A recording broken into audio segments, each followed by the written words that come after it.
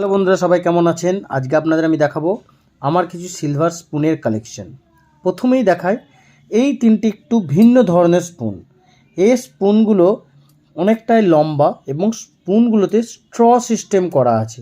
মানে অনেকেই যদি আপনি কোনো কিছু খেতে চান তরল পদার্থ, তাহলে এইটা দিয়ে আপনি পাইপের মতো ইউজ করে খেতে পারবেন।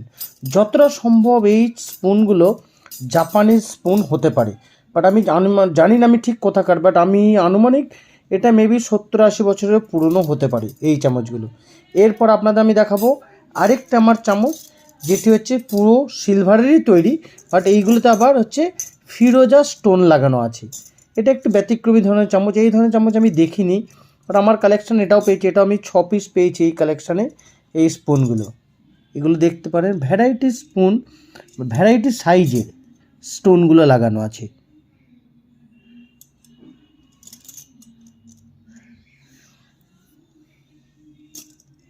এরপর আপনাদের আমি দেখাবো আরেকটু ভিন্ন ধরনের আমার সিলভার স্পুনের কালেকশন।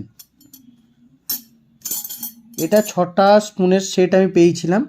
তার মধ্যে হচ্ছে 4টে স্পুন আছে, 2টো ফর্ক আছে।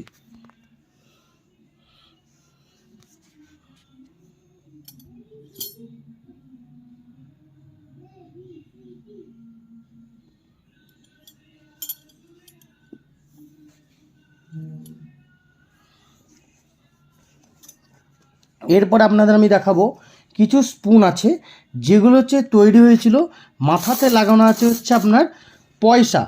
মানে প্রত্যেকটা স্পুনের ওপরে যেটা হচ্ছে মুখগুলো, সেগুলো হচ্ছে প্রত্যেকটা স্পুনটাই হচ্ছে আপনার পয়সা লাগানো আছে।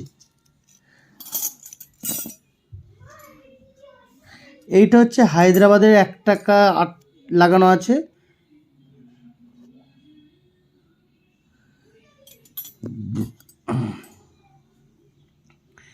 এইটা লাগানো আছে 4 আনা, 1918 সালের।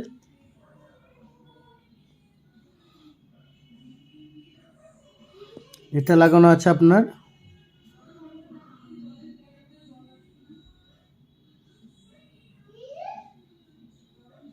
1898 সালের, 2 আনা।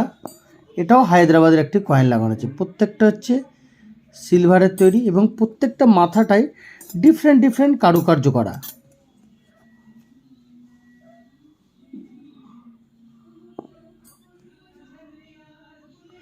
এটা একটি মোরগের কারুকার্য করা আছে।